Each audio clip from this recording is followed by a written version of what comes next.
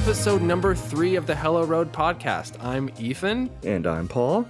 This is crazy. We've actually made it to episode number 3. Yeah.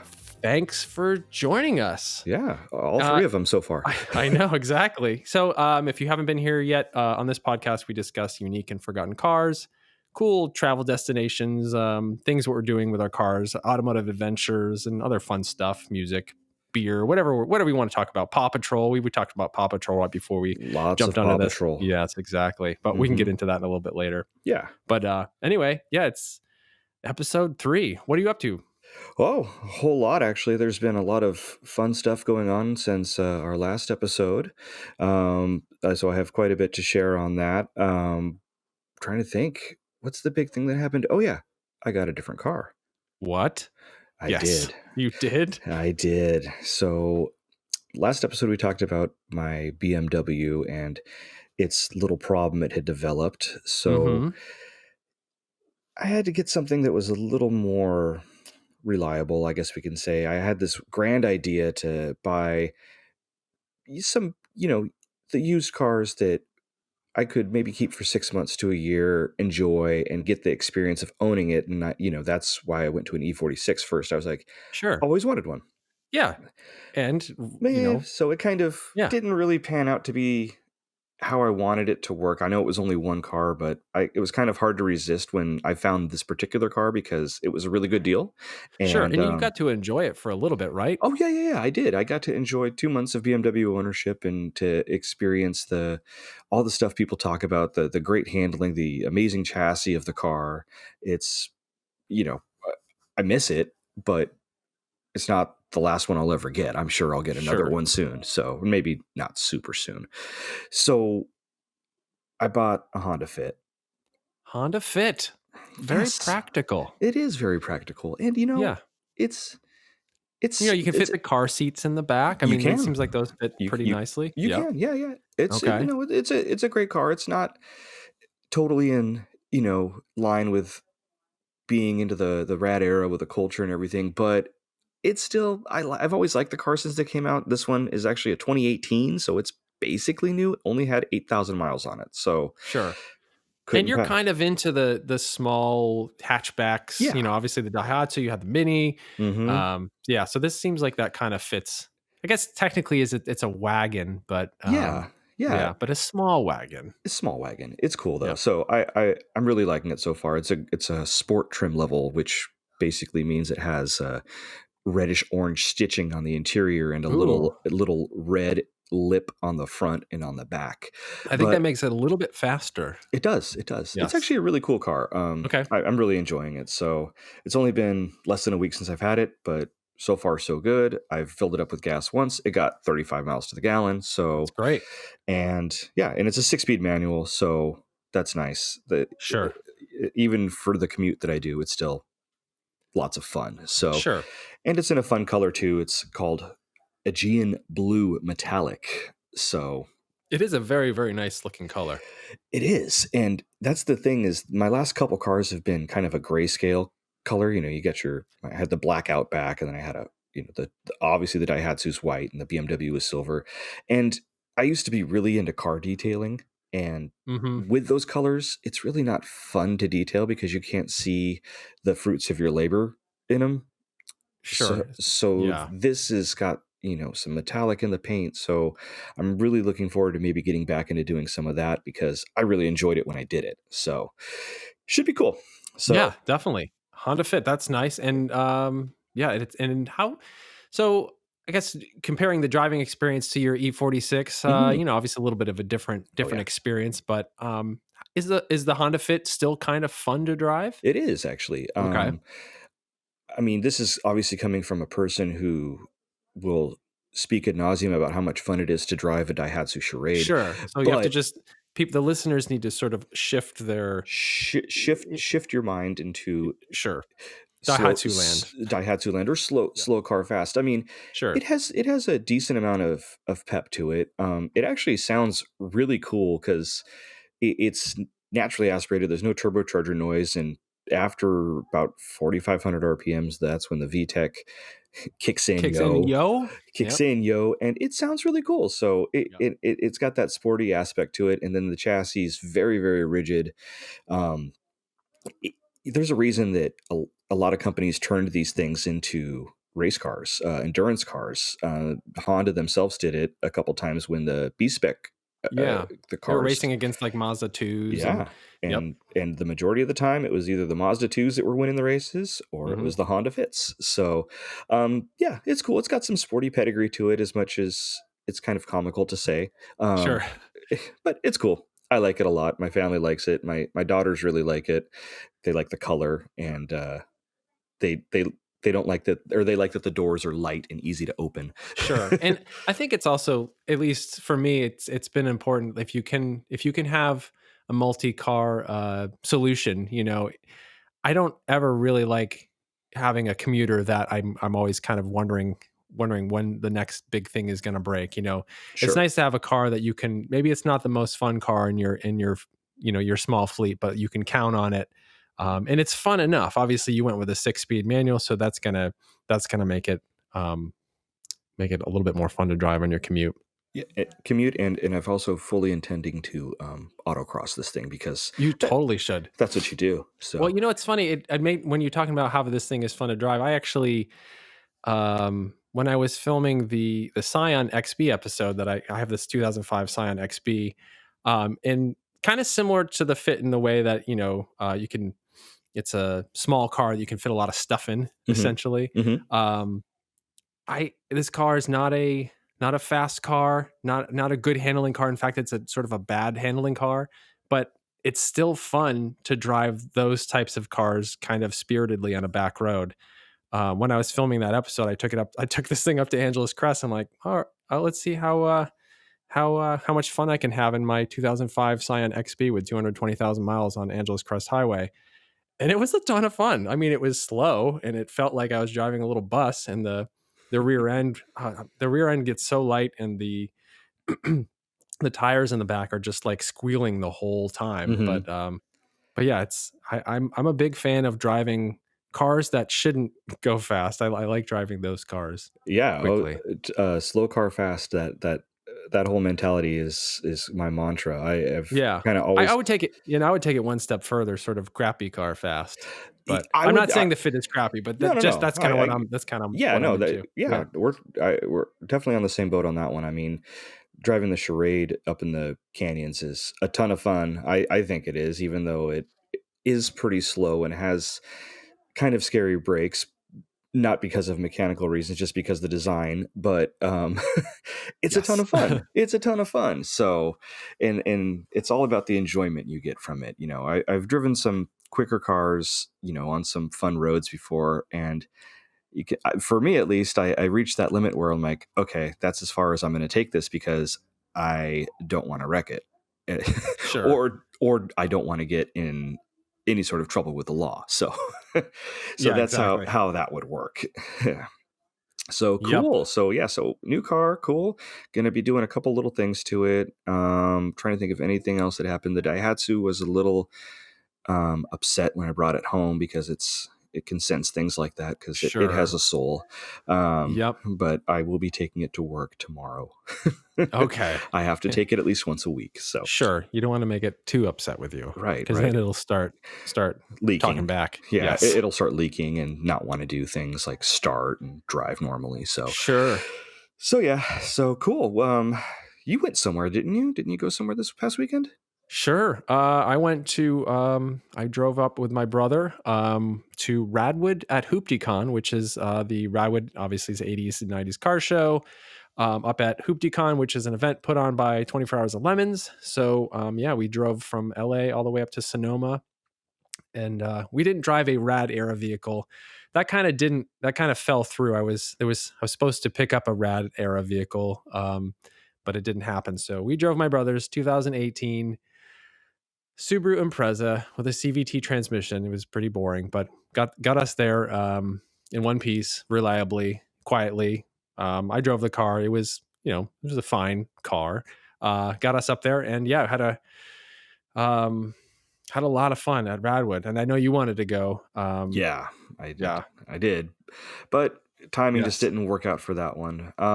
So yeah, seeing all the posts on social media feeds, it kind of reminded me of Woodstock 94 a little bit. Yes. So how was Yeah. that? So, I was checking the weather as we were heading up. I'm like, oh, looks like it's gonna rain. So, okay, I brought a rain jacket, umbrella, and we prepared to be wet. Headed up there, and it was very wet. Uh, and I think the thing I wasn't prepared for was how cold it was going to be. I mean, I grew up in Massachusetts, so I was used to that in my youth. But living in California for so long, I think I've become a little wimp when it comes to the cold. So I don't know. The wind was out of control. So let's just get the weather stuff out of the way. Like the wind was out of control. I was freezing my ass off, and a lot of people were freezing their ass off. And the Radwood show was just it was just all mud. So just picture like beautiful cocaine white Lamborghini Countach just parked in a mud puddle. Uh-huh. I'm sure that's not exactly what the Radwood organizers had planned, but still, it was sort of an interesting juxtaposition to see a Countach in that environment. And it was so cold. I didn't really shoot any video. I had planned on shooting a video, but they kind of sped up the event because I think people didn't want to stay as long because it was so cold and so rainy. So I only took two pictures. I took a picture of the Countach, and I took a picture of a 1995 Oldsmobile Silhouette, which is the one of the The Dustbuster minivans. Dustbuster. Yes. Yes. Um, and I didn't really get a chance to see all the cars. A lot of people, that like I said, they kind of got the show going a little bit more quickly. And I didn't get to see all the cars. But I will say, out of all the ones I saw, I'm glad I took a picture of the Silhouette because that was one of my favorites. Nice, nice. Yeah. Yeah, from what I was seeing, it seemed like it was a pretty big turnout, and for it being as cold and Oh windy and yeah. everything as it was there, which Oh yeah. was just Totally. amazing, and just a great testament to the event itself and to the community that wants to, rain or shine, we're gonna bring our cocaine white Countaches and Exactly. Well, put and them I out think there. I think out of all the people that signed up, I think maybe only 10 cars didn't show up, and it may not even been due to the weather. So, Right. I think a lot of people braved the weather, and I've even heard a few people on social media had said that this was their favorite Radwood show that they've been to, and they've been to a few of them. That was pretty cool. It was certainly a very, very unique car show, given the and also really good photo opportunity just to see. Some of the cars had some really nice paint that looked really good with the water beating up on it, and Mm-hmm. Mm-hmm. the cloudy sky kind of made for nice diffused photos, and you didn't have any shadows on a lot of things. So Mm-hmm. depending on what you were going for, it was a nice place to like get some really cool photos of cars. I didn't because I don't really have with my video setup. I don't really have a good way to keep it dry, Mm-hmm. so I managed to not really do a whole lot in that regard. But yeah, it was lots and lots of people were excited to be there, and I had a ton of fun talking to everybody. Um, it's just that's one of the things I love about Radwood. That's the thing I absolutely love, even more than seeing the cars, is actually talking to the people that go there and hearing their stories and that kind of thing. So I had a ton of fun. Yeah, and I watched a little bit of the Lemons race and saw some people spin out in the rain. But it's a good time. Awesome. Yeah. Awesome. Yeah. Like I said, I was really hoping to go up to that one. I mean, obviously for the Redwood thing, but I've never seen like a lemons race before, and I've just only seen pictures and, videos here and there. So I was hoping to catch that this year, but Okay. there's always next year for that. Sure. Well, you Um, definitely have to go to a lemons race. I'm going to drag you to a lemons race if it's uh maybe it'll be the Buttonwillow race. We're hoping to do one of those, so you definitely got to come cool. out. Oh yeah, of Um, course. I'll be yeah. there. I will be there, of course. You wouldn't have to drag me. You just say, Paul, Okay. do you want to go to a lemons race? Yeah, yeah, yeah, sure. No problem. I'll be right there. Well, cool. The one thing I was wondering was the attire everybody has. So did anybody wreck some like vintage Jordans in the mud or anything that you noticed? Um, I kind of ruined a pair of. Oh, now I'm spacing on the name, but there were sort of like silver moon boot kind of Pumas that I have. Okay. I kind of ruined those. High top with Velcro on the top. Those Nice. got pretty muddy. Um, the actually the raddest dressed at this event, kind of dressed for the occasion. He also kind of dressed up his car and had a little little setup with his car. So he had a Porsche 928. I forget what year it was, but he had skis on the top. He had like fake snow in the front, and he put um, chains on the back tires of the car. And he was dressed in perfect like 1980s fluorescent ski ski jacket, and he won Raddest Dress. It's always good when your outfit matches your car, and he did a great job with that. So I commend him on Raddest Dressed. Awesome. He probably also Yeah. won most comfortable of the day because Yes, he was because he like, was "Oh yeah, I'm going to actually dress for the occasion yeah. and dress for the weather." Oh, that's awesome. Yeah, I Yeah. saw a picture of that one. It was a white 928, correct? Or was I it black? believe it was gray, No, or see, I black. was in the I don't middle. remember. I was Well, hey, I believe it was the opposite of what you just said, but exactly. yes. But I do remember seeing a picture of that was really cool with the snow and the skis and Yeah. everything. So awesome, cool. Yes. So definitely sounds like it was a ton of fun. I mean, it's hard to not. I mean, even with the weather, I feel like it was like below 40 with the wind chill, and I know Oh, everybody listening outside of California is going to be like, okay, I would be wearing shorts, but in California that is very cold, hmm, and especially for somebody who lives in Southern California like me, that was crazy. But yeah, everybody still had a ton of fun. So cool, yeah, cool. good times. Good times. I did see one post that somebody brought a Daihatsu Rocky, and that just made me happy because that Yep. completes almost completes the Daihatsu in North America model lineup. Which one are we missing? The Charade sedan. That's The the sedan. sedan. That's the only one And we're I've missing. actually never seen a Charade sedan ever. They're out there. They're Yeah, they are. very Okay. few. But yeah, I saw that there was a gray Rocky that had made it. So That was a props to that really, person. really nice condition too. It's kind of funny with those cars, that with the Rockies in particular, is the ones that you find, or if you're like me, you have a search set up on Craigslist for anything Daihatsu that pops up. A lot of the Rockies have very low miles on them and are very well taken care of. They're in Sure. great shape. So compared to the Charades, which tend to go the other Hmm. way. I wonder Um, why that is. I don't know. I think maybe a lot of people bought them as like a weekend fun toy because their competition was the Suzuki Suzuki. Samurais. Sure. It's about that size. If for the listeners that don't know what a Daihatsu Rocky is, little 4x4. But I think that's kind of the reason a lot of people, and I've seen a lot of them that were set up to be towed in the front, like towed behind RVs and Yeah. stuff like that. I So was thinking the same thing. Yeah. so, but definitely cool there, that made it up there. There was a lot of other cool stuff, I saw in the pictures. One of my favorites was the green Renault Le Car. This me Yes. and my scrappy little cars. I just love those things, and Sure. I saw that picture. I was like, oh man, it'd be so awesome one day if I got a Le Car. Mm-hmm. Yes. That's totally up your alley. It sure is. I That love was those a things. really, really nice one. Yeah, Yep. cool. Well, fun stuff. So another rad one in the books, and they're onwards to the next show on their World Tour 2019, or Sure. whatever they're calling it. I think they're on tour with the Wild Stallions, if I recall correctly. I think that might be true. I think it Yep. is Wild Stallions. Wild Yeah. Stallions. Okay. So tonight we want to talk about something that's kind of an interesting thing with people such as you and me. Yeah. Which is we drive old cars. We can even go as far to say old crappy cars. Yeah. Some of them. Yeah. Some of them Yeah. are less crappy. Sure. Depends on who you ask. Depends on who you ask, but Yeah.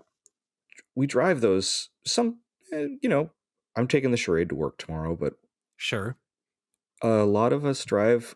Not just you and I, but a lot of us drive these older cars every day on the roads here in 2019. So, how does that make you feel from a safety perspective? Yes. Well, I know that deep down, I mean, not even deep down. I mean, I just know it's a fact that my 80s and 90s cars are they're just unsafe compared to today's vehicles. Mhm. And I want to believe that this new, the new electrical safety nannies are not making cars any safer, but things like blind spot detection, lane departure, stability control, that kind of thing. When I first saw that stuff on cars, my first reaction was, oh, this is going to make people drive crappier and make cars less safe. But because it allows people to be more distracted, but Mhm. I'm not really sure that's the case, I think Um, it could be in a couple instances, sure. um, but okay. I mean, basically, I mean, I guess I think about like my Chevy Nova, for instance. Mhm. So I used to drive 80s and 90s cars in the 90s, and I never thought they were unsafe back then. Right. Right. They had seat belts, they Mhm. had, beams in the doors and whatever. That's all you needed. So back in the 90s, for a few years, I had a 1986 Chevy Nova, which is essentially a Toyota Sprinter made in the US, which is kind of a Corolla, basically.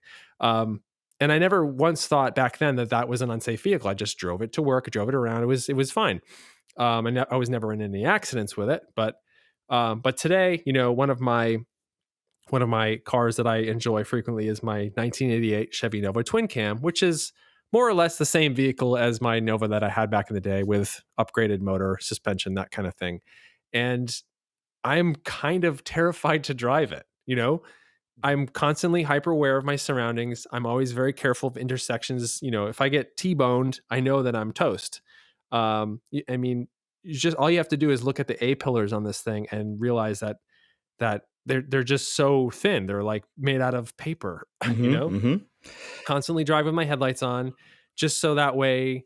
I think we talked about this before. I always any old car I'm driving, I always have the headlights on, just to give me just a little tiny bit more of a chance that if there's any kind of incident, that other drivers will see me. Exactly. Yeah, Yeah, no, I I'm kind of in the same boat with you when it comes to this. Driving the charade around, I have that there's that feeling in the back of your mind like, okay, I'm on the freeway and I'm doing, the speed limit. And next to yeah, me is a semi truck with a 53-foot trailer. yeah, It can be a little frightening. It really can. But at the same time, I think about it like this. I'm like, in its day, the same thing was happening. And, sure, you know, it's just a matter of being aware of your surroundings and I guess thinking a couple steps ahead. At least that's what I do when I'm driving the charade around is I'll have a couple exit strategies planned out if I'm on sure, the freeway. And I've actually had to use it a couple times. Because somebody slammed on their brakes in a modern car with ABS and stability control and everything, will stop a lot quicker than my little charade with non-vented front disc brakes sure, and no ABS, of course. yeah. Well, I think part of it is too that now we have the data. Back when I was driving my '86 Nova in the '90s, I didn't have the benefit of knowing how the statistics of crash tests kind of going down over the last 20 years or so. I don't know if you did the same thing, but I just did a quick look at some of the crash statistics before this podcast. And in 1975, over 44,000 people were killed in car crashes. So that is about 21 people per 100,000. Hmm. And it was down to about 10 people per 100,000 in 2014. So, it's like when I drive, uh, you know, I was sort of thinking it's sort of weird that back in the day I didn't think twice about driving a Nova, but now I'm kind of more aware of how cars have gotten safer. Hmm. So now this old Nova that I used to drive is sort of getting left in the dust. Hmm. No, I Yeah, saw that same statistic right there, and it's an amazing thing to see that because there's a lot more cars on the road sure, in 2014 where that thing was made. That sure. statistic was even then compared to 1975. Yes, So many more drivers, so many more cars, and the fact that it's gone down. I mean, that's great, and it's hard. I was trying to find like some sort of a crash statistic for like overall automobile accidents, but it's too hard to pin that down just because there's so many that go unreported. Um, yeah, So there was really kind of hard to find that sort of data, the little fender benders and stuff like that. But Sure. I think the big thing with the newer cars that are out there, they have all the new, like the electrical nannies, like we said, the lane departures, your stability controls, Yeah. and blind Yep. spot monitoring, all these things that are somewhat new now, but in 20 years' time, I mean, every car, even if we're not driving them, if they're self-driving, will have all Sure. that stuff, and it will make things safer. But at the same time, there's going to be people that will still find a way to crash those cars, and that's Sure. exactly what's going to happen. Yeah. So, I was thinking about this a lot. I've always kind of thought about it, like, what could I do in the charade to make sure that if something horrible like this does happen, like I do find myself in an unavoidable situation where I'm going to be rear-ended, or I am going to rear end somebody, or someone's about to T-bone me if I Sure. happen to see it. What do I want to do?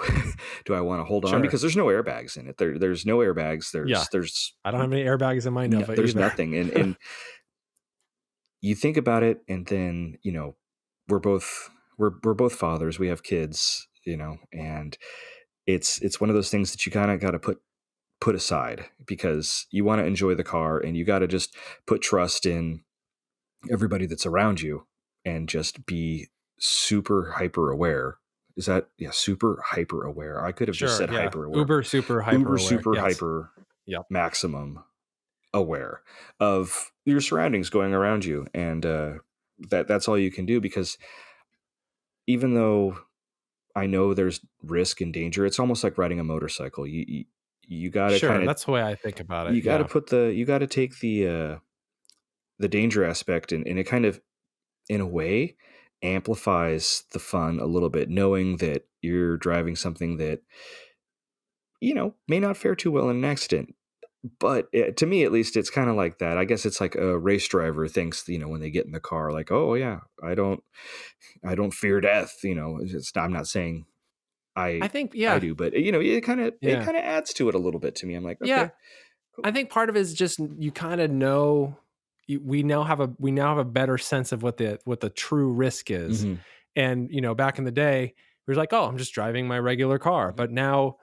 But now we sort of we because we have the benefit of seeing this data, we really know that okay, yeah, driving an old car is definitely if you look at the stats, even the NHSTA confirms that newer cars are safer, and they have stats based on if you look, um, fatalities and crashes by model year, 84 and earlier, 55%.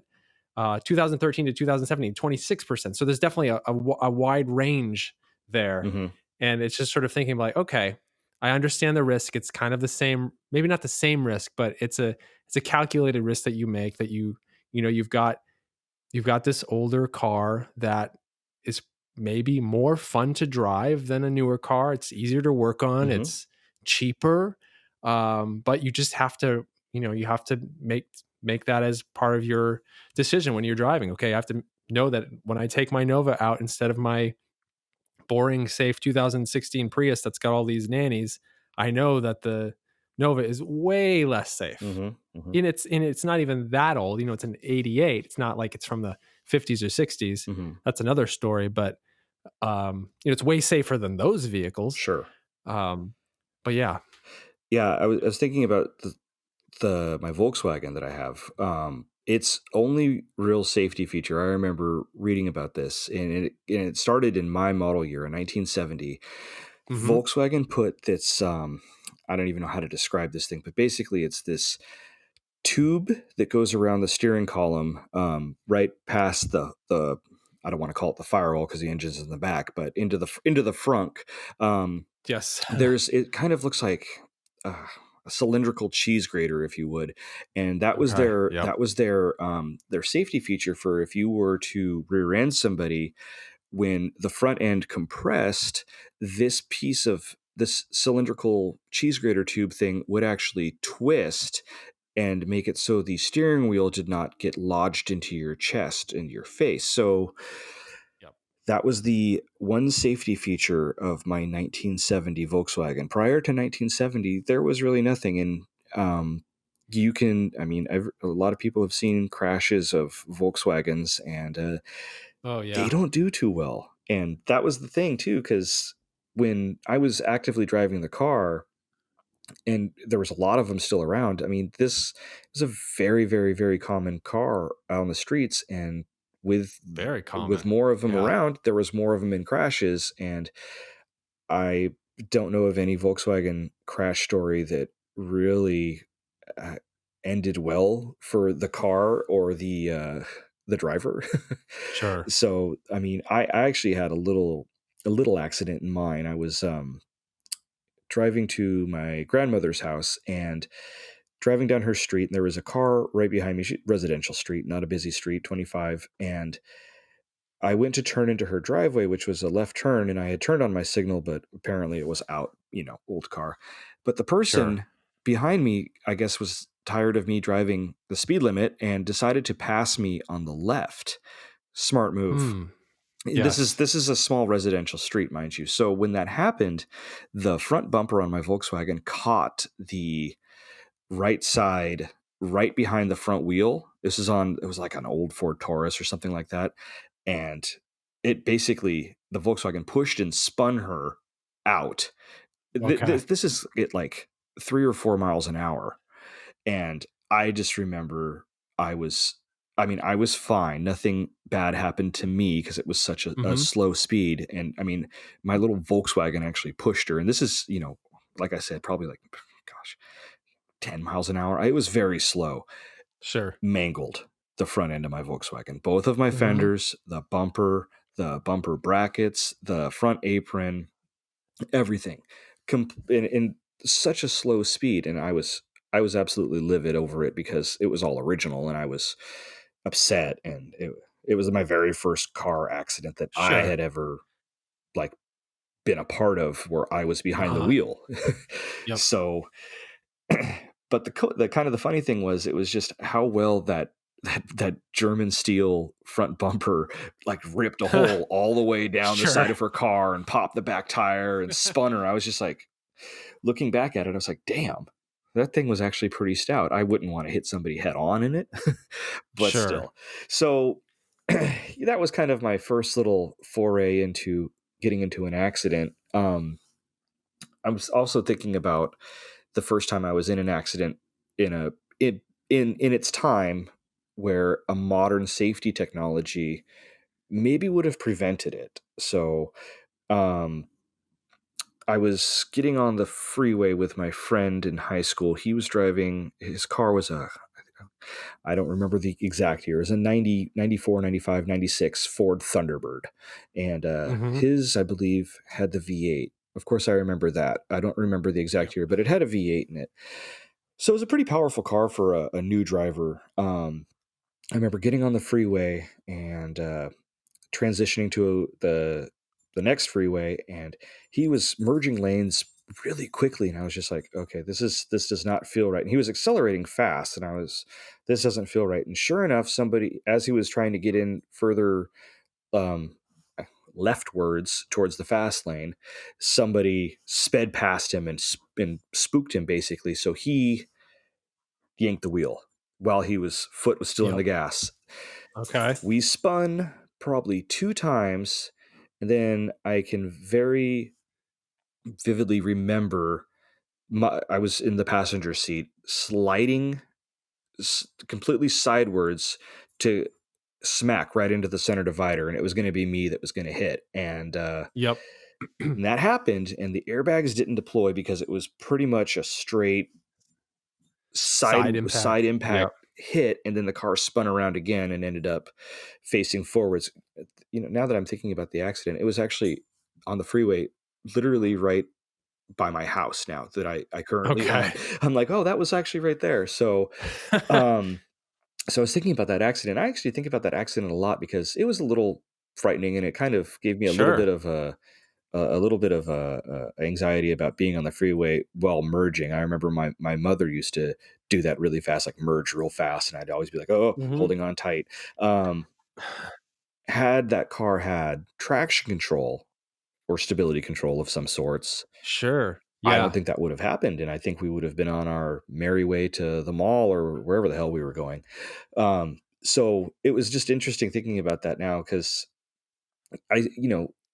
with my commute being as long as it is, I I've seen a good couple accidents here and there, and a lot of times I see similar sort of things happen, but it's on a newer car that more than likely has stability control, and I see them just catch it pretty quick, and then keep on going to the next exit where I'm sure they get off because they've shat their pants. But Sure. Exactly. but it's something that would have prevented that accident. So in that essence, I think stability control is a good thing, especially if you're a young driver and or an inexperienced driver and you don't know what to do in a situation like that because that's not something that you get taught in driver's ed. Sure. And you don't, unless you're kind of into cars, you don't often practice, you know, like spinning your car or trying to get the feel for what it's like to correct out of a spin or anything like that. R- Yeah. Most people don't know how to do that. right. I I remember when I got my license, I really, really wanted to go to one of the driving schools like that they had, but it wasn't like driver's ed. It was like, no, we're gonna spin the car around and you're gonna learn how to Sure. get out of it and stuff. So Yep. I didn't get to do one of those, but I experimented on my own in the good old wet Rose Bowl parking lot when it would Uh rain and go down there with my idiot Nice. friends and like, let's see how much noise we can make before the cops come. But at the same time, I really, this is before I discovered the awesomeness of autocross, but Sure. where I actually learned a whole lot of how to control a car. But, you know, when I was 19 years old, I was, oh, let's go to the wet Rose Bowl parking lot after it rains and go spin around out there. And that's where I really learned. I was like, oh, okay, so this is how you catch it. Because up until Sure. that point, I'd only seen it in like movies and stuff. Like, oh yeah, I can do that, or did it maybe in Gran Turismo, but you got to do it in real life. Exactly. So, Yeah. any experiences you've had where maybe a modern safety technology might have changed the outcome? Well, let's take it back. As you were talking about this, I was like, okay, I have something, but let's take it back to like 1995. So a modern safety feature back then was automatic seatbelts. The Mm-hmm. kind So my friend Bill, who I went to grade school with, and we had a band together and all this stuff. We hung out a lot. His car, he was a 19, I believe it was an 88 and a half Escort. I could be wrong, but I believe it was an 88 and a half Escort. Had automatic seatbelts, slow car. But back then we were a bunch of dumbass, teenagers. So we would go up, I lived in kind of sort of a small town, and we would drive into these rural areas, farmland areas, and just race and do stupid stuff. And like we would drive at night with our lights off while we were racing each other. It was really dumb, but fun But fun, yeah. at the time.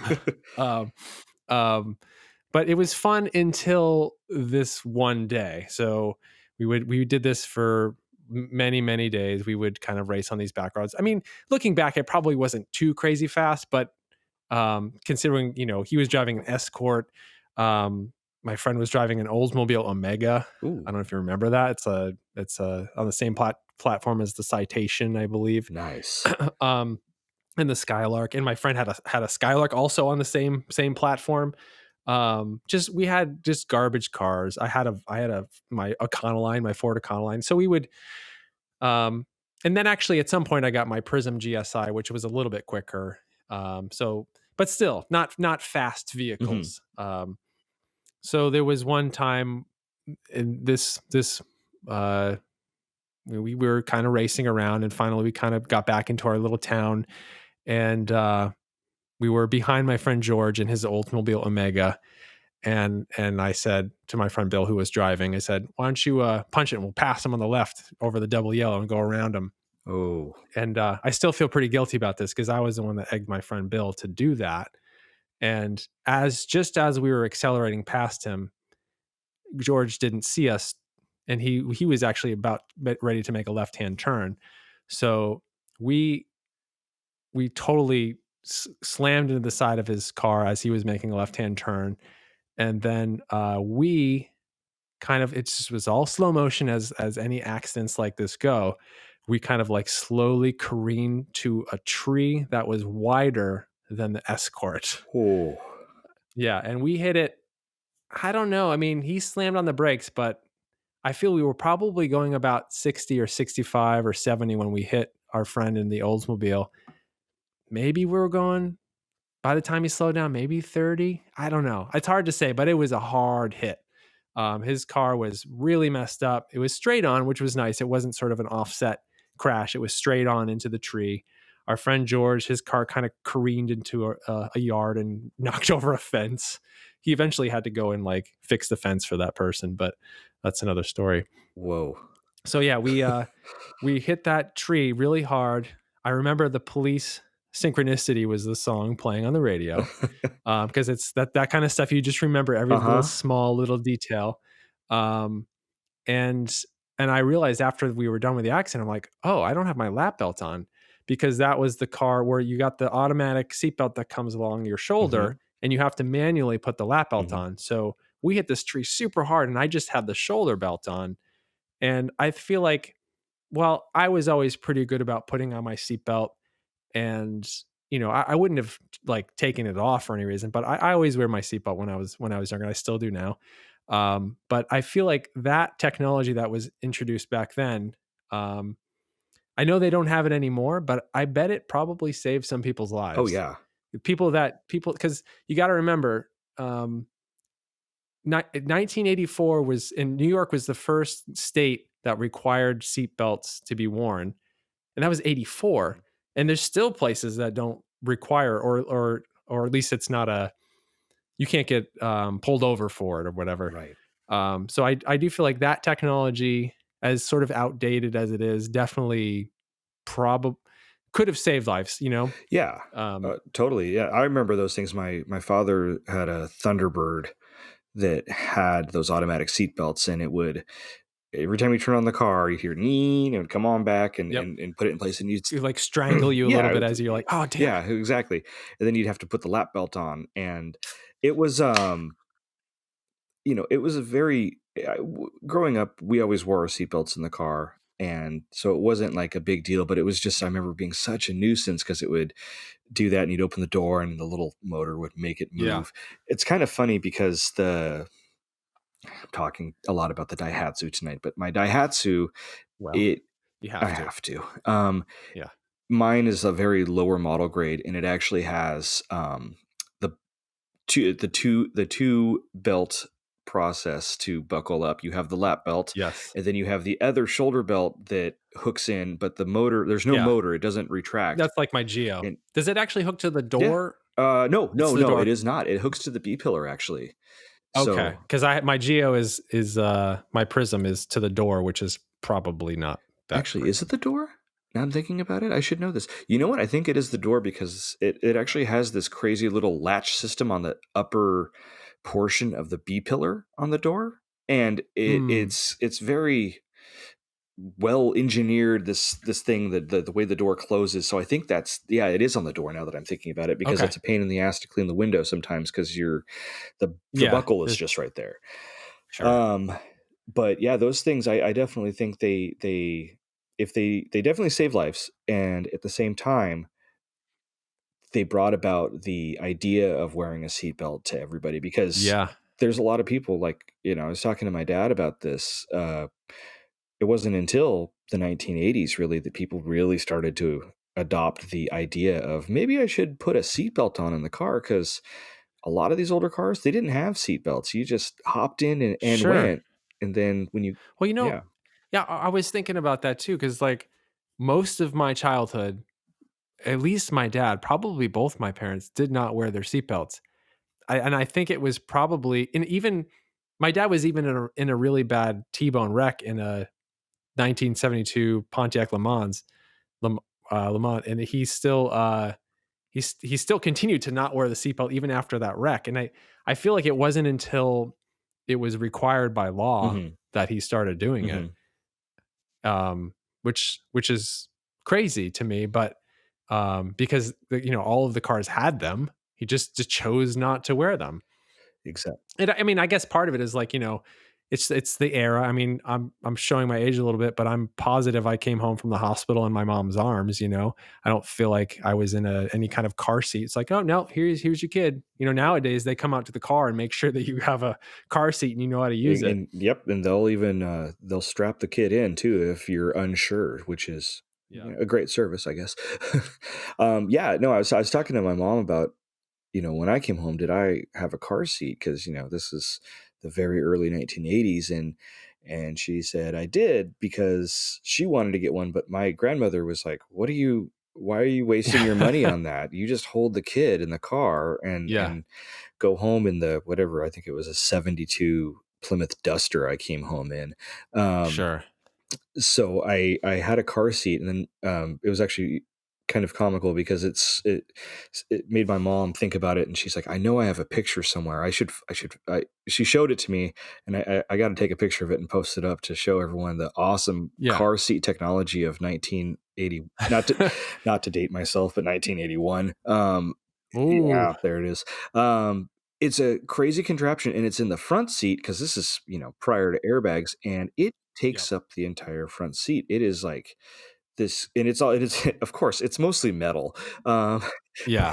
so, and it's basically like one of those baby seats that, like, you could put like a kid in before they walk, and you put them in there and they kind of rock. That now they're all nice and plastic. Sure. It's basically one of those. It's like a cloth sling, like with this metal contraption around it, and the baby just sits there. So yeah, I gotta take a picture of that thing. I just found it recently, so it's very very cool to see that. So That's yeah, crazy. and the car seat technology's come a long way, and that's another Oh, yeah. thing too. Like, it kind of deviates from the safety, but just kind of the sign of the times. Like, I remember being, mind you, my memory is not the best when it comes to my childhood and stuff. But I remember being fairly young, maybe 4 or 5 years old, and just out of the car seat, and then after that, you're just sitting on the back bench seat of grandma's Cadillac or whatever the case may be.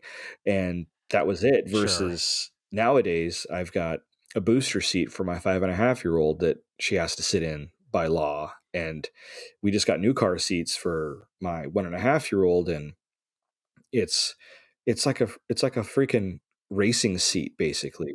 I And know. it, It's and it's just, crazy. Is it, like, halo on the side? Yeah, it's they're in crazy. there really, really well. And it's just like, Yep.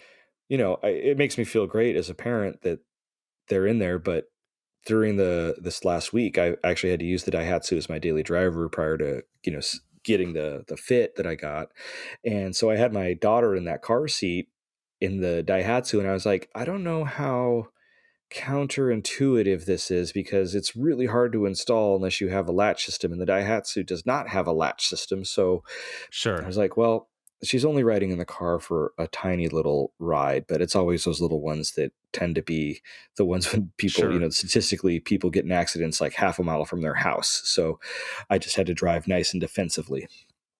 So, yeah, I mean, overall, the safety in the cars has been, it's, you got to drive cars, so that's a given.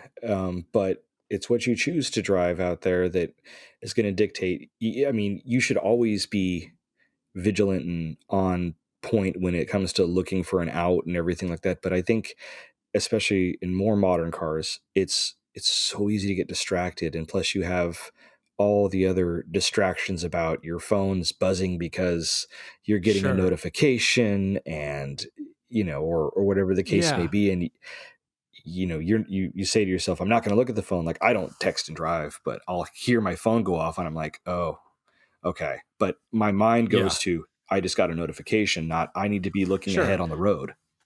Well, even if yeah, exactly. Well, even if you're like, I'm gonna try to use Siri right now to text something, you're still like fumbling with your phone. If you don't have like Apple CarPlay or something like that, you still might be like trying to do. You're looking at a map or something. Looking at Apple Maps or Google Maps. So there's plenty of things where you feel like some people feel like, well, I'm not texting, but you're still not paying attention. Right.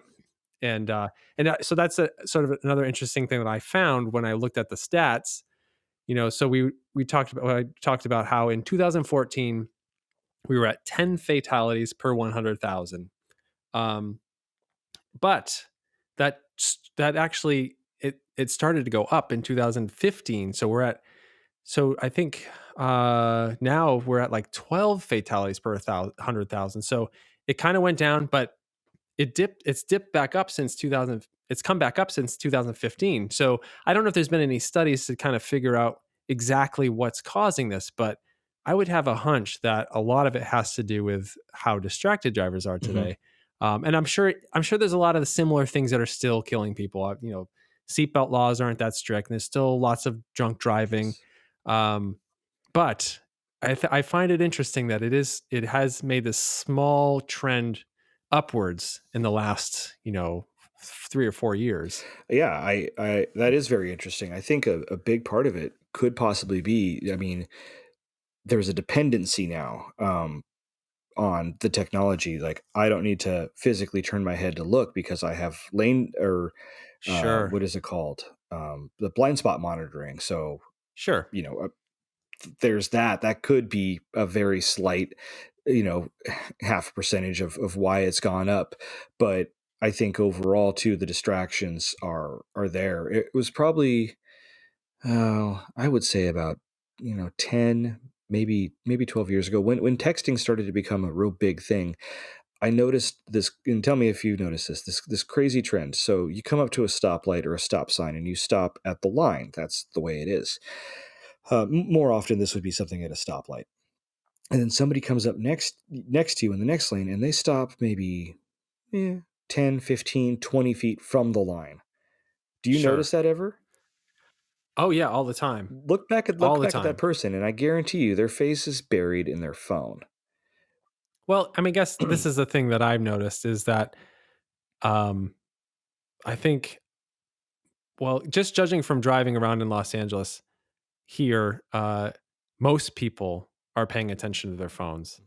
I would say within the last 3 or 4 years, you come to a stoplight and I'm just there like waiting for somebody to go when the light turns green. So um, I probably within the last 3 or 4 years have to honk at least a few times a week because I'm just stuck behind somebody that's not paying attention to the Hmm. light. And I don't think it's just when they're stopped either. I think there's plenty of times when you're like, oh, yeah, this the traffic is slow right now. Maybe I'll just take a quick peek. But I think that's the thing with an older car, you just can't take those kind of risks. I think it's because you have all of these new safety features, people feel a lot more comfortable you wrecks aren't going to be as Hmm. devastating as they would be in an older car. So I couldn't. There's no way I could be texting and driving while I'm driving my Nova. Right. That's just not going to Right. work. But I think some people feel like well, I've got all these systems in my car, to keep me safe. That maybe it's less of a thing. I also think the other thing that I've noticed is the infotainment systems are a lot more distracting. Um, you know, I test drove a Tesla Model S. I haven't ever actually checked out the 3, but when I test drove the Model S because I'm trying to replace our awful Prius, um, I I was surprised, and I guess the 3 is probably even worse. But I was surprised by how much stuff you have to actually go into menus to adjust Right. on the Tesla, and that's just stuff like because it's all a glass screen.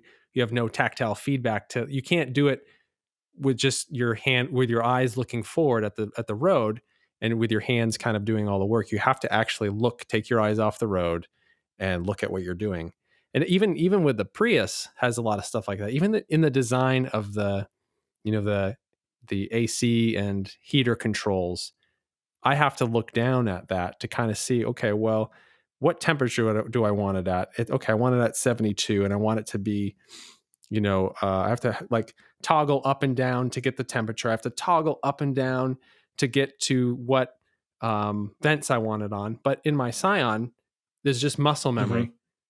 Right is warm, left is cold. The middle knob is more fan or less fan, and the right knob is wet vent. And I can do that all without taking my eyes off the road by just turning my right hand and turning a few knobs. And I think that's what a lot of new car designs is missing, is that kind of quick um, adjustability that you don't need to take your eyes off the road. And I can't, as much as I like, being able to say, oh, I want exactly 72 degrees in my Prius. It's just way easier to just be like in the Scion, more warm, less Hmm. warm, you know? Yeah, no, I totally get it. Like I've I have not had a chance to drive one of the excuse me, one of the Teslas, but sitting in them and seeing that screen, I'm like, well, how are you supposed to pay attention to yourself or pay attention to driving while you've got this huge thing, or where you got to go in and find the menu to change the temperature in the car or change the radio station, whatever the case may be. Same goes for, I don't know if you've ever had any experience with BMW iDrive. That's A little bit. it's a little tricky to use because you get that muscle memory with it where it's got this like roller kind of click wheel thing where you kind of know where to go, but there's no real feedback other than a click. So, and again, your eyes are off the road and you're looking at the screen while you're trying to adjust the temperature in the car. So it's almost like manufacturers. It's like it goes both ways. They add all these safety features to the car, you know, to make it safer, but then they decrease the ability to drive safe because they put these convoluted systems in the car that make it very difficult to do something as easy as I just want to make it a little warmer in the car, you know? Sure. Yeah. And it, Oh, yeah. And the other thing I was thinking about is visibility. Mhm. So, and I'm sure you're keenly aware of this in your Daihatsu, which has great Mhm. visibility. Big windows, especially out the back. I the 2016 Prius that me and my wife have. I've mentioned this before. It's like driving a cave. You Mhm. can't see anything. The blind spots are out of control. The sills are very, very high. It's very claustrophobic. It's a very claustrophobic experience. Um, and it makes me feel like a much worse driver than I know that I Mhm. am. If I'm driving my Nova or an older, even the Scion, which has amazing visibility, that car is only 11 years older. Um, yeah, the Prius just makes me feel like, oh, I can't see I don't know where the front of the car is. I can't see in my any of my blind spots. It's really hard to back up, even with the backup camera. Um, yeah, it's hard. Sometimes it's hard to park, but yeah, if I'm driving my Scion, it's just a breeze. I can see everything, um, and I'm I always sort of, I guess I don't know enough about car design to know if like the higher sills is a safety feature or if it's more of a design feature. Because if it's a design feature, it's awful. Right. But I can understand, yes, maybe it's a safety thing to have a little bit more metal between, not have the glass, that not to have as much glass. Maybe it improves your chance in a wreck. But if you can't see where you're going, I gotta imagine that it cancels all of that It out. does. The Prius is a great example. In now a couple cars ago that I've owned was that I had a 2017 Subaru Outback, which Subarus are known to have exceptional safety ratings, Yeah. and I'm sure it's true. I thankfully was never in an accident in this car, but it's a pretty high car. I mean, it sits high. It's meant to be Yes. adventurous, and the sills are pretty high on it as well. And it was very difficult to make lane changes in that car because of how long it was. It's a much bigger car than I was used to. That's the biggest car I've ever owned. Hmm. Um, excuse me. But the thing that I would think about is Subaru offered a whole bunch of different safety features. Your blind spot monitoring. They had this little thing called iDrive that was available that, stopped the car automatically if you were coming up to rear end somebody. It's almost like they designed the car to only be purchased with all of its safety features to make it safe to drive because everybody thinks they're a great driver, but I mean, I've got a pretty good driving record. I've only had, that one accident in the Volkswagen and another one that I've been involved in, but that was just stupidity being a kid. But like on the freeway and stuff like that, I've never had any sort of accident, knock on wood. Um, but I think with that car, in the way it was set up, there was probably in the 2 years, 2.5 years, whatever it was I owned it, probably a good solid 4 or 5 oh shit moments where I Yeah. nearly went into the other lane and Yep. ra- Oh, there's somebody yeah. Oh, there. there's a Miata right there that I didn't see because the damn Yes. car was so big. The windows were small-ish, and it was so Yep. long. It was, and I look over my shoulder to see if anybody was there, and the B pillar was, 8 feet wide and 10 feet thick, so you couldn't even see anything. So okay, Sure. we're kind of taking a chance on this one right here. It's almost like it, what it would be like to drive a semi truck, which is actually theoretically easier, I think. S- Semi truck's easier than driving a I Subaru think so. Outback. Well, Okay. I happen to work for a very large trucking company, and dealing with these trucks day in, day out, it's kind of funny. You know, I know we're kind of gone away from the topic of the old cars versus the new stuff, but the technology that the semi trucks have in them is nuts. They all pretty much all of the newish ones, I would say from 2014 and up, have like a radar type detection system that's in the truck. Oh, okay. So they won't just merge into your lane and mow you down Okay. because they're much bigger than you are unless you're driving another semi truck. So they Sure. most of them have these radar type sensors that are in them that'll tell them nope, nope, nope, don't go. There's somebody sitting right there in your blind spot because I'm sure everybody's seen the backs of semi trucks towing trailers, like, right side, and then it has like a skull and Yes, crossbones, and left exactly. side is like, whatever. Um, but it's people still do it. They'll ride right in a semi's blind spot, which is pretty much everywhere. You have a great commanding view of the road when you're in one of those things, but you cannot see anything to the side of you. Mhm. So, but the Yeah. majority of them have those now, which is really cool. That's the only real safety feature that's been an innovation in the trucking industry um, for years, is these radar pieces, which is really cool. So, little side note, Yeah. I know a lot about Sure. semi trucks, Yeah, I didn't know anything which about is that. Yeah. I guess a fun thing to know about. So yeah, it's pretty Sure. cool that they have those little radar things that tell them don't go, don't go. Yeah, that's great to know. I had no idea. Yeah, so it makes me feel a little bit better when I'm driving next to one of them in my scrappy little In your charade. Daihatsu, and I just know, I'm like, well, I know he's at least got that radar thing. It's a newer truck. I can tell if it's, a newer one or an older one, Sure. and it's like, Yeah, just don't drive next to one of those really old trucks. You gotta yeah, stay yeah, if clear it's of spewing those. black smoke, that's super old, and yeah, don't go near it. Those are the super old ones. Yeah, that's definitely a a tip right there. So don't test it by like purposely parking yourself right next to a semi truck, but they have them. The majority of them do now. So That's yeah, I crazy. mean, Yeah. huge industry. They had to have some sort of innovation to help with accidents and stuff. So, and just as another rule of thumb, don't ever brake check one of them because they can stop pretty quick, but they can't stop as quick as you think. Sure. And Yeah. Well, and you see, in my YouTube feed, w there's always some, like, random semi brake check video that comes up, and I always watch them 'cause, you know what's gonna happen, but it's always interesting to see sort of, um, somebody trying to brake check a big mhm. semi. It's not gonna end well for the Yeah, car. it's in those, again, not to divulge too much from this, but it's just crazy because I didn't know this, and I think a lot of people don't. All these semi trucks, do you think they have big disc brakes on them? No They idea. have air supplied drum brakes all around. They're They're drum drum brakes. brakes with Oh, okay. huge brake shoes.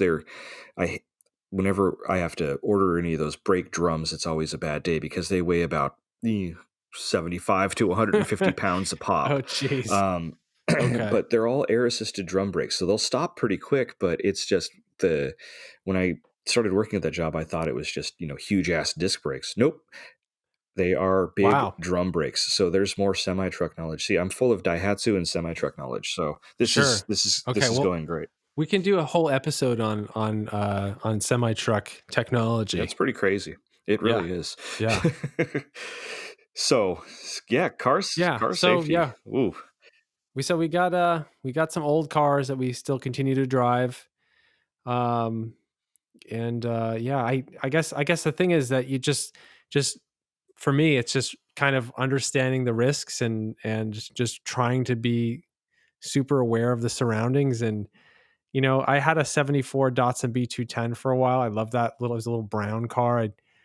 I never let my wife ride in it because I just knew it was made out of Mhm. paper. So there was certain risks I wasn't willing to take. But yeah, yeah, I guess I think that's the thing for anybody owning an old car. It is important to sort of keep in mind that yes, car safety has improved, and to really think about, you can't you shouldn't just hop into your car and drive like you would a new car. I think you do have to be more aware and really think about the risks that you're taking driving an older Sure. car. But I think for most people, especially people that would be listening to this podcast, it's totally worth it because the older cars are going to be, and a lot of times, more fun. And I still wonder about that kind of uptick in crashes over the last few years, and if it's due to distracted driving, and obviously just keeping track of what's going on around you and making sure that you have an out, like you mentioned, Sure, yeah, in any situation. exactly. Yeah, I think, you have to definitely get out there and enjoy the analog cars, and that's one of the Yeah, pieces definitely. of it. That's if you want to get the true experience of how a car felt from the 80s or 90s with no power steering and no ABS. Pure. It's good. It's really really good. It's fun. It's It's worth worth it. the risk. It's like motorcyclists, right?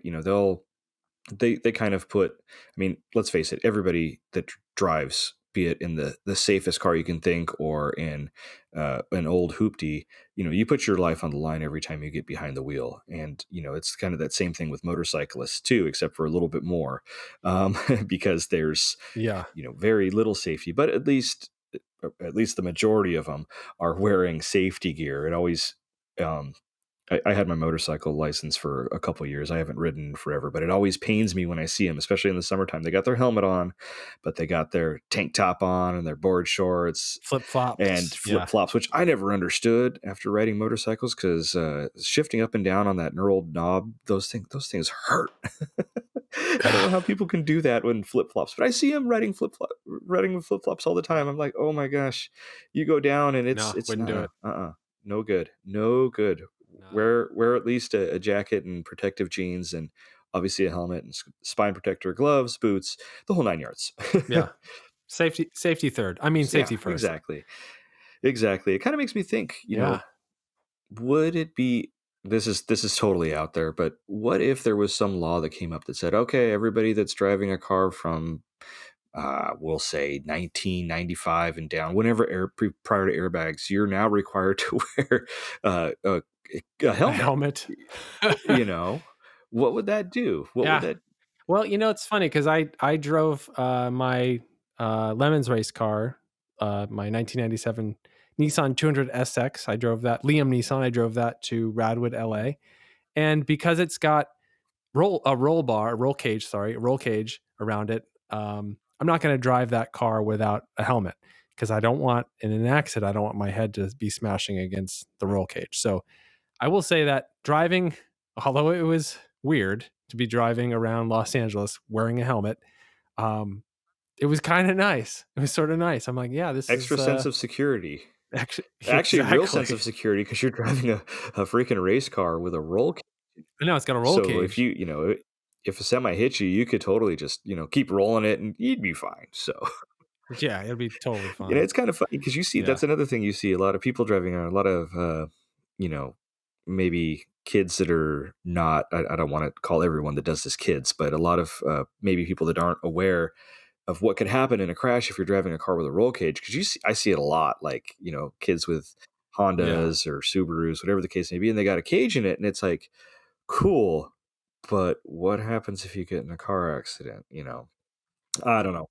yeah, That's just yeah. my pet I peeve of mean, mine. when I yeah, I wear a helmet. I mean, seriously, like there. if you're hitting your head against some soft plastics in the inside of the car, or soft, I guess technically it's not that soft, but compared to whatever kind of steel roll cage you Mhm. have, that's a big difference. So I've seen a few people drive around, even on the track. I've seen people drive without helmets in their roll cage cars. I'm like, you're an idiot. I mean, so I wonder. I not would me. wonder, is there any law out there saying you can't do that? Because, I have a racing helmet. Maybe I should wear it when I drive the Charade. Maybe I'll feel a little safer. Because I don't know. Is there a law saying you can't wear a helmet in a car? I mean, it would. I don't know. I think this is the question for our Yeah. listeners. I don't know if I don't know how you Google I that, don't know but either. Maybe yeah, maybe we have a CHP officer that's a listener, and they can answer sure. that question. And if the answer is no, there's no law against it, I'm going to start wearing my helmet because I don't get to wear it enough. Because I only wear it when I autocross, and I haven't had an autocross capable car for a while. Or when I go to the go-kart track to like K1 or something, I have to roll in there with my own helmet because that's what you Yeah, do. And it'd be a great excuse to driving the Charade, and helmet goes on, sure. visor Yeah, down. exactly. Yeah, you don't want pebbles in your eyes. Exactly. Visor down. Yeah. I'm gonna have to Well, start doing that. Cool. well, I guess on that note, yeah, there's a Covered a lot. yeah, Covered a lot of safety. car safety stuff. It's an important topic. Everybody just I tell pretty much everybody I talk to. One of the things I always say instead of bye, I'm always like, drive safe. I always say that. I don't know why. I tell everybody that. Bye. Drive safe. Yeah. Have a good day. Drive safe. I usually tell people to, like, you know what? Crash on your way home. Oh, It I have a friend that says, "Oh no, I'm not gonna." generally that's not gonna happen, so That's one. Yeah, I have a buddy who tells me, "Oh no, drive fast and take chances." Yeah, exactly. I guess it is more fun to do that than to drive safe, but everybody should just drive safe. So Sure. cool. Well, we kind of car All spotting right. wise this week, we kind of talked about a lot of cool Radwood cars. So let's Yeah, I guess we don't really need no, to do a car spotting because that we was Radwood. saw. Well, you saw a bunch of cars, and I saw a bunch of cool cars on the internets. So that'll count Sure. as that. So we got upcoming events. We have theoretically, I haven't heard anything much about this since I think January, but the Radwood crew is going to Japan. That's I believe so. I haven't heard any dates, specified yet, but, I would love to I'm go to gonna that. try to think of how to get myself into one of their luggages, one of their suitcases. It's gonna be very overweight, Yeah. and I No, don't think you can make it yeah, work. just wear like a oxygen mask in the belly of the plane or something. Um, I think it's yeah, fine. I should be fine. Maybe a jacket, I think too. Um, Might be a little but too big. that's coming up. That should be awesome. That's great that they're expanding worldwide. I think this would be their first international Yeah, event. that's crazy. Coming Yep. from just the little car show up in San Francisco and then one in LA to conquering the world. I Yeah, mean, I don't know how. it's It's great. great. It is great. I mean, it's a great show, a bunch of great organization, great people that run it. So good for them. If any of them are listening, you can take me if you need somebody to like, you know, I don't know, anything really. Just take me to Japan for We'll find some charades I there we don't could I bring don't to, I some should have Daihatsus I we should could talk bring to to the some of the show. guys. I'm give them a list of parts that I need because that's part of the issue with this being a charade owner is parts are not easy. Um, Yeah. so that's coming up. So that's pretty cool. Should look for Yes. some stuff from them pretty soon, and then other things, kind of something more local. Touch on this just real quick. I've gone to this race for the last probably 10 years or so. The Long Mhm. Beach Grand Prix is now sponsored by Acura, no Yes. longer the Toyota Grand Prix. It is the Acura Grand Prix. Whoa. Okay. Yeah. So that's Yep. coming up here in kind of late-ish April. So kind of remind everybody again, great event to go to for the racing. It's 3 days out there. That's the main event is the IndyCar race, which is a cool series. I've been trying to follow that series the last few years. But the main reason I go is for the Saturday, the IMSA race that's there, which is the same cars you would see racing at Le Mans, some of the prototype cars, the something to you have to hear at least once in your life. The Corvette race car, the Yeah. C7R. Oh my goodness. Yes. It's very, very nice sounding It is. vehicle. But the event itself is a ton of fun. There's so much to do, and you have pretty much, if you just general admission gets you access to the entire track. Basically, you can walk around the whole thing. The weather's usually really nice. You really can't beat it. Is World Challenge still Yeah, yeah. racing at Long It's Beach? it's racing, but I should have done my homework on this. It's no longer the World Yeah, Challenge. It's now the something else. Blanc. Blancpain Yes, Challenge. So I don't know if they just changed title sponsorship from Pirelli, but I think but so. yeah, that series is still going. That was the series that used to be the Pirelli World Challenge, and then it was the Speed World Yes. Challenge, and then the Speed Vision Yep. World Challenge, going back Yep. to some of the Yep. really awesome rad era cars that were running in the series, the real time racing Acura Integra Type R's. I remember seeing those run Yes. up at Laguna Yes. Seca. Oh my gosh, so cool. Mazda Proteges that were running at the track. It Huh? was some really cool racing. So that series is going to be there as well as IMSA, as well as IndyCar. Great, really cool event. If you've never been, it's totally cool. And Long Beach, I've got a really good friend that lives in that city, and that city's come such a long way in the past 10 years. Mm-hmm. They've totally revitalized pretty much not only just their like marina area, but all of their kind of downtown and the main roads going up into the heart of the city. So it's really cool. It's a cool place to go. So Sure. definitely a Yep. cool event that's up and coming that, you know, I think people that listen to us would be interested in checking out. It's racing. Racing's always fun to watch. And when you do it, at least for me, I get that itch like, man, what do I got to do to get myself so I'm driving at one of these races one day? Well, I think we'll have to do a future episode on that, because I think we were talking about maybe doing a 24 Hours of Lemons episode where we talk all about getting into that. Yeah, So I think that might be maybe we do that next I week. What think do we you could. think? Yeah, I think that might be. Okay. Yeah, Maybe. maybe that might be All fun. right. At least kick it Okay. off. So Yeah. cool. Well, that sounds All good. right. So yeah, social media. Where can people find you, Ethan? You can find me on Instagram at Mr. Ethan Tufts and on YouTube at youtube.com/hello road. Nice.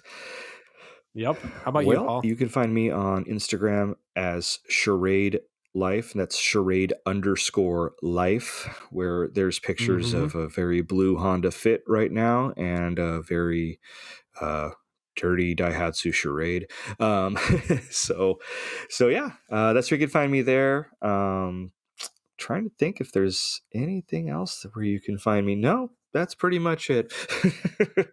So Okay. MySpace, yeah, Friendster. I know Yeah. we're trying Okay. to end this, but just as another random thought, Sure. have you tried to log in The the podcast that never podcast that never ends. ends? Which Have you tried to log into your MySpace? Did you have one back in the day? It's like, I did. I did. I even had I was in a band. I have some band profiles. I haven't bothered to look to see if any of that stuff is uh-huh. still there. I remember there was a bunch of pictures I had on mine, and I tried my damnedest to remember any of my information, and I couldn't, so I gave up. But either or, Okay. whatever, those pictures are lost to the internet wormhole, so they're gone. But okay, I'm done. All right. Okay. Find us on MySpace and we'll see you next There you week. go. Have a good night, everyone. Thank All you. right. Bye. Bye.